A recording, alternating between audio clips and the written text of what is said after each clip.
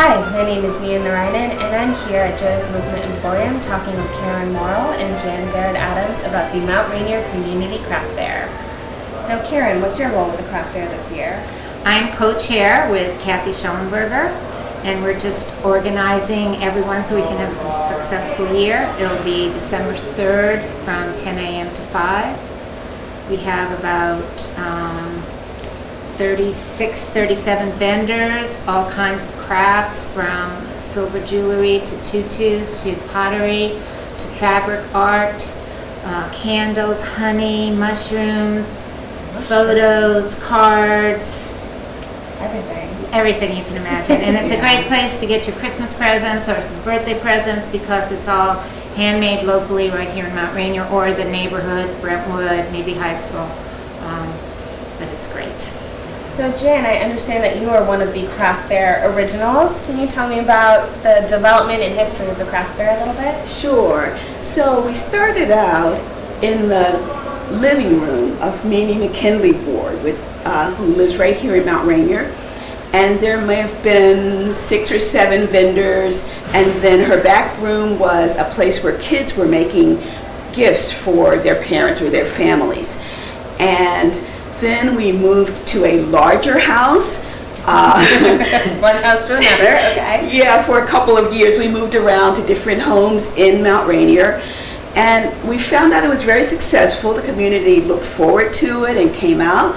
So then we moved to a church for more space. And eventually we ended up here at Joe's Movement Emporium. And it's become such a community established event that everybody looks forward to it every year. It's just amazing how it brings us all together.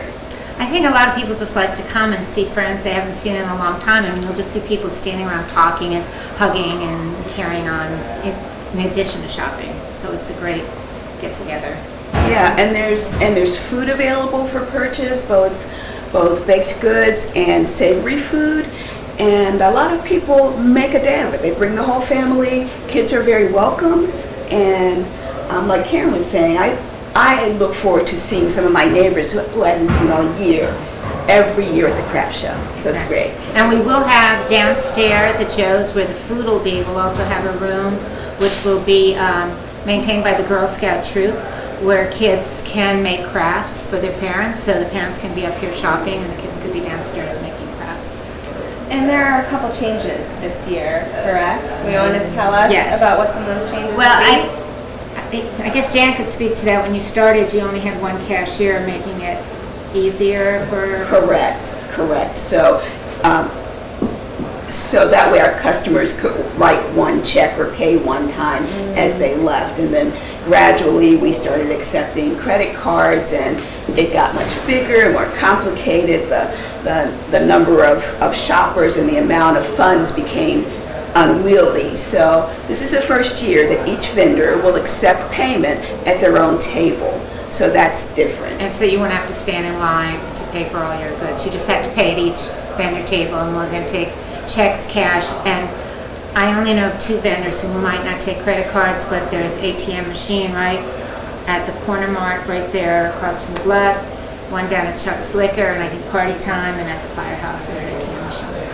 Wonderful. And Jan, I understand that you are actually wearing an example of the crafts that you will be available for purchase. Yes, I do jewelry and I do beads. These are beads from Ghana and sterling silver jewelry where I craft my own shapes and so forth from silver wire or from sheet silver. And yes, I'm very excited to be sharing these things this year. I think back to the early years when I was making jewelry out of friendly plastics. And I would be so embarrassed to sell that now or to even see that now. So we've come a long way. In many ways, we've come a long way. And her stuff is great. I really like to buy something. It's really great.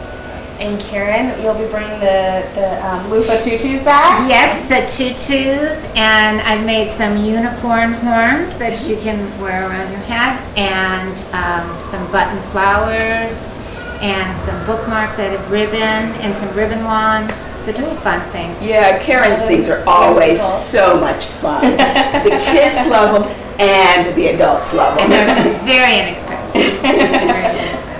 Yes, they are. I can speak to that. I actually have a pink tutu of my own. Yes, you do. A Karen Morrill original. I wish I had it right now to demonstrate for you. I know. You'll have to stay tuned until next time for that.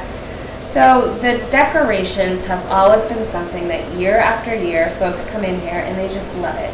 They love how transformed the space is with the greenery and the bamboo and the lights.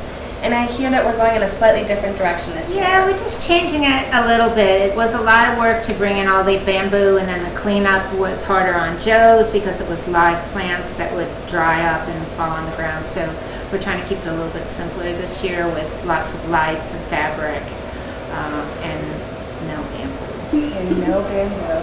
It's a new era for the craft fair. So can you give a quick overview for anyone who maybe wanted to be a part of the craft fair and doesn't understand the process? Can you let them know what that process is? Sure.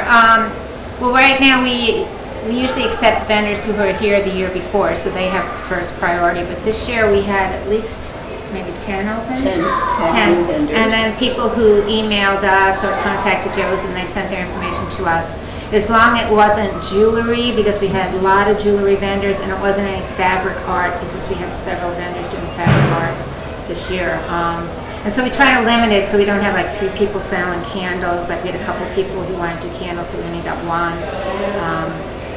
So if you're interested, come for sure on December 3rd, and give your name, or if you have a card, to one of the vendors, to either Jan or myself, and we'll contact you next year.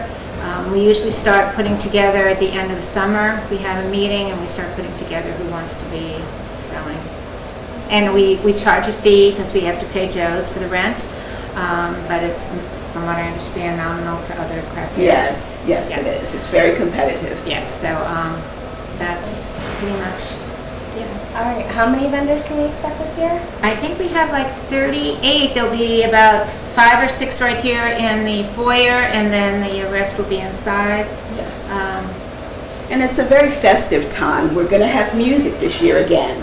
And the carolers. Oh, great. I wasn't sure. Yes, Mount Rainier Elementary School Chorus is going to come down and sing carols for us at 11:45, and then again I think at 12:15 or around that time. Yeah, and the kids are great. They were wonderful. They'll just be walking around singing, so that'll be awesome. Awesome. It just adds to the festive spirit of the day. Wonderful. All right, everyone. So the highlights of the Mount Rainier Craft Fair include there will be over 38 vendors, correct? Food and drink for sale in the lower levels of Joe's. There will be an area for children to do arts and crafts and make gifts for their parents. All of the vendors will be a variety of jewelry, fabric, book covers, all kinds of huge variety. A great place to shop for upcoming holidays and birthdays. We'll have the Mount Rainier Carolers stopping through to sing and serenade our shoppers while they shop. So please join us on... The only thing I want to add too is if there's no parking, because the Joe's parking lot is small, we've talked to Mount Rainier Elementary School and that lot is definitely open.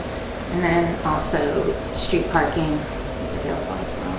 My name is Nia Narayanan. I'm the marketing and communication person here at Joe's Movement Emporium, and I would love for you all to join us on December 3rd, Saturday. First Saturday in December from 10 a.m. to 5 p.m. right here at Joe's Movement Emporium.